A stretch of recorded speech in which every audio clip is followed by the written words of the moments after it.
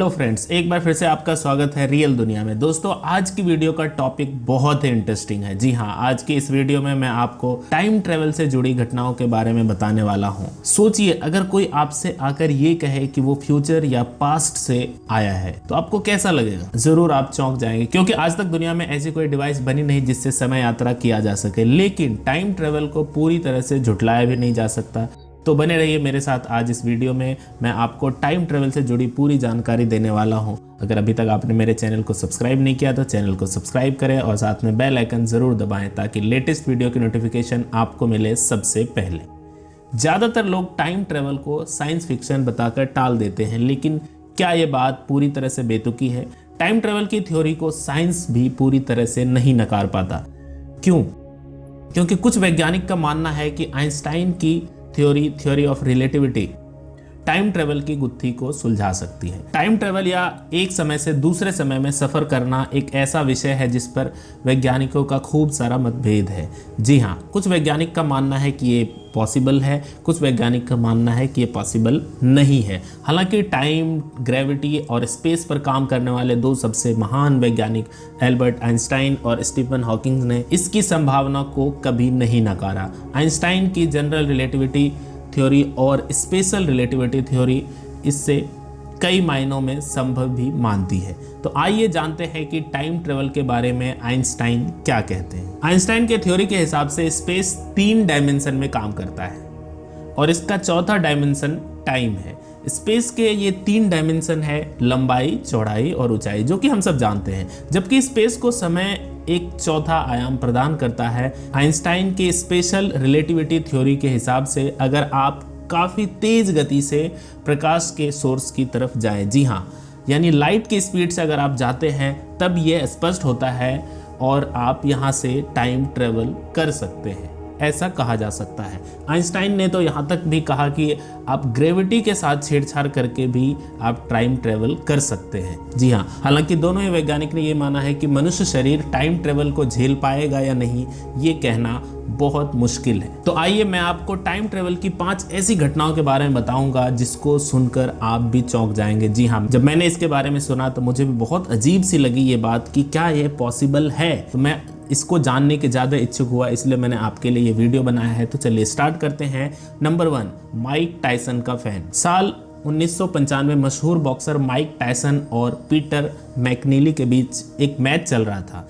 ये एक normal match था, नॉर्मल सा बॉक्सिंग मैच था, लेकिन जब इसकी फुटेज को ध्यान से देखा गया तब सभी ने इसमें एक कुछ अजीब सी चीज़ को महसूस किया।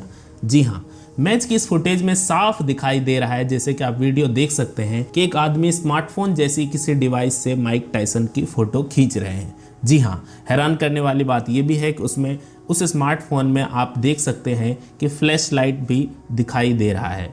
तो ये एक बहुत हैरान कर देने वाली चीज़ थी, क्योंकि उस वक्त तक दुनिया में कोई भी स्मार्टफोन बना ही नहीं था।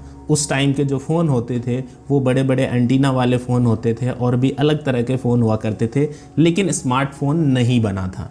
इस वीडियो क्लिप की जांच की गई तो पता चला कि ये वीडियो बिल्कुल सही है और इसमें किसी भी तरह की कोई छेड़खानी नहीं करी गई है। और ऐसा बताया जाता है वो आदमी जो इसमें फ़ोटो खींच रहा है, शायद वो फ्यूचर से पास्ट में आया है और वो एक टाइम ट्रेवलर है, ऐसा बताया जाता है। हालांकि इसके बारे में कुछ ऐसा प्रूफ नहीं है, लेकिन ऐसा कहा जाता है। नंबर 2, ब्रिज ओपनिंग वाला टाइम ट्रेवलर। जी हाँ, टाइम ट्रेवलर से जुड़ी तस्वीरों के मामले में ये अब तक की सबसे प्रमाणित फ़ोटो मानी जाती है। ये जो फ़ोटो है साल 1941, जी हाँ 1941 में ब्रिटिश कोलंबिया के साउथ फ्रॉक ब्रिज के उद्घाटन के दौरान ली गई है, जो आप देख सकते हैं अपने स्क्रीन पे। इस तस्वीर में एक युवा पुरुष दिखाई दे रहा है जिसके कपड़े पहनने का जो अंदाज है वो आसपास खड़े लोगों से बिल्कुल अलग है। उसने ग्राफिक टी शर्ट और काले रंग के सनग्लासेस पहने हैं, साथ ही उनके पास आधुनिक DSLR कैमरा जैसी चीज़ भी है। मैं आपको बता दूं कि उस टाइम तक DSLR कैमरा जैसी कोई चीज़ नहीं बनी थी। जी हाँ, उसका आविष्कार नहीं हुआ था।